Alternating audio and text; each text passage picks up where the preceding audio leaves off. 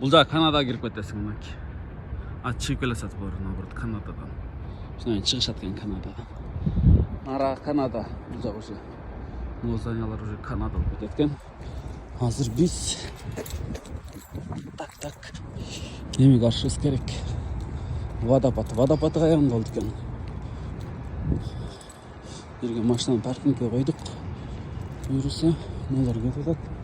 Эл кайкасы ошол жака эле басып кеттим мен да. Каян калды экен водопады. Менде азыр 20 мүнөт убакыт бар ушул жерде.